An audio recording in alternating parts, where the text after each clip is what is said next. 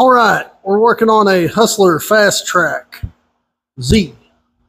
It's got the 20 horsepower Honda engine on it. And what was going on with this particular customer was their crank seal was leaking. Now I got in there with that pick and I picked the seal out. You can see there I got it all cleaned up around the seal surface. And I want to give you guys a tip on a tool. Now, this tip, it's not very expensive. That's my favorite part. Should do a Toolbox Tuesday on this, but it really just applies to small engines and their crank seals. Now, let me show you this. This is the crank seal for this engine. Now, normally, you could come over here in the toolbox and get this seal driver set. This is a Hobo Freight Special. Grab this seal, or one that fits it. Put the handle on it and hammer it in. However, you've got this crankshaft coming through it. And that's the way you would do it if you pulled the oil pan off and had it on a workbench. You could set the seal on there, set the seal driver on there with the handle in it, hammer it down. But with that crankshaft in there, you cannot use this, obviously. So go down to your hardware store, get you an 1.5 inch coupling. You know, if you don't have to go a foot. I just bought a foot of pipe and a cap. Put them on your workbench. Drive the pieces together. You don't have to glue them or anything like that. And if you look, this thing perfectly, 1.5 inch coupling, sets perfect on this seal. So you just stick your seal up in there and get it seated. You know, tap on it with a hammer just a little bit just to get it to stick. And then you can run this piece of pipe on there and smack it with a hammer from the bottom.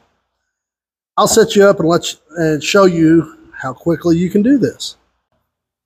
All right, so I got my tools. How I'm going to do this without putting my fat head in the frame, but I'll do my best. You get your seal. You didn't even have to tap it in with a hammer.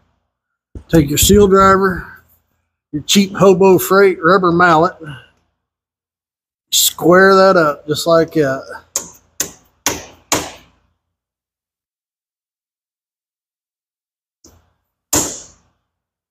Make sure it stays straight.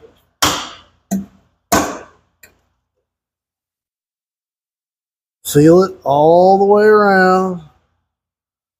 It's about perfect already.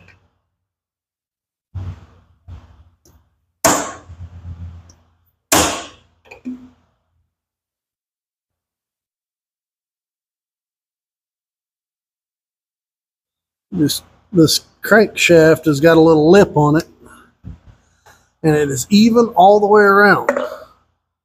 Now, all I had to do this was drop the clutch and the pulley down, which had to happen anyway because I got to clean all this oil mess up, and the clutch is super nasty. I need to clean it up as well.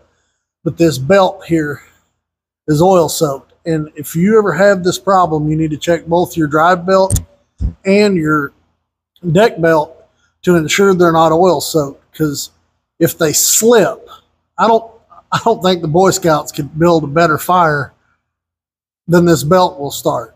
If it slips on this main pulley and all this oil is down here and the belt's saturated with oil, it doesn't have to slip very much, and it will slip because it has oil on it. And just poof, it'll start. You won't know it because the fire will be behind you.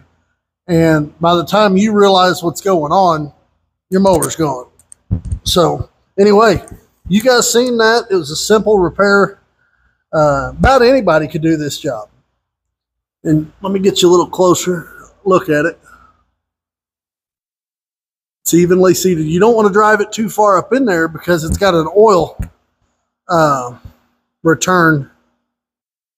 It's got a little hole in the oil pan that allows it to get oil in there and circulate. And if you drive it up past that oil hole, then you got problems on a different front. So anyway, that was a super quick repair. Hope you guys enjoyed it. I hope it helped you. Be sure and subscribe. I got like 4% people returning to my channel. So that puts the burden on you guys. You got to like these videos. You got to subscribe. All right, we'll see you guys later. God bless.